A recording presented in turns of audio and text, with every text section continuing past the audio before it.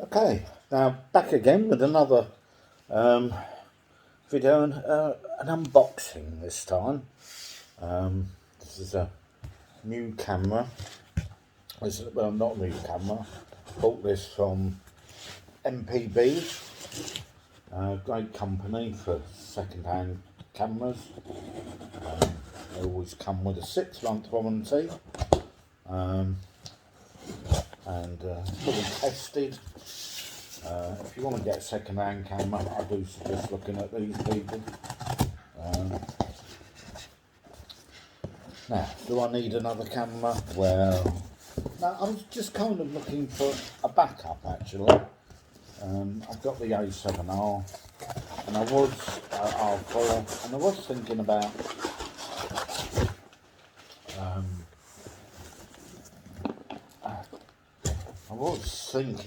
getting another A7 II or something like that, but no, I've ended up going with this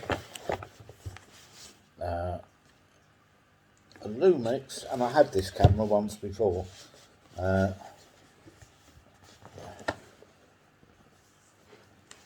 Gx8.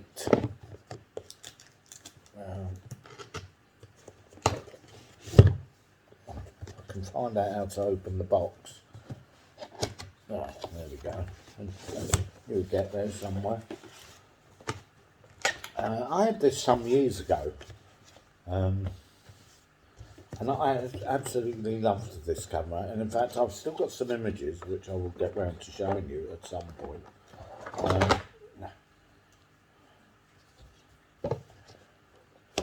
And there she is.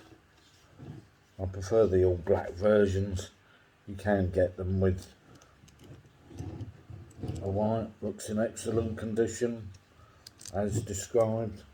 And what I loved about this, funny enough, I went back to I thought I'd get a backup a few months ago, and I actually bought a Gx8, which is the one that followed this. And I tell you what, it was smaller, it felt more plasticky, and I was not impressed with it at all. I had it about 3 weeks and I sold it. I put it back on eBay.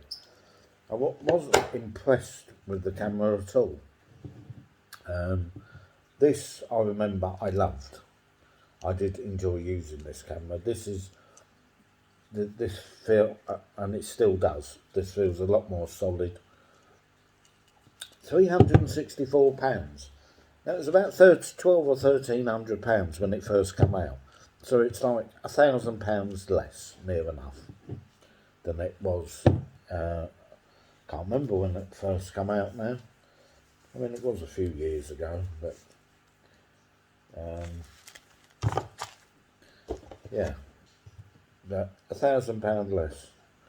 It's no less of a camera now than it was back then, and it has this unusual pop-up LCD, and I remember even back then it's a fantastic LCD. So there you go. That's just a quick. So Mark IV Thirds isn't dead, and I will talk about Mark IV Thirds in another video, because is it worth having Mark IV Thirds into? Yes, it is. Every bit as it always has been. It's not a dead system. It produces wonderful images, and it still does.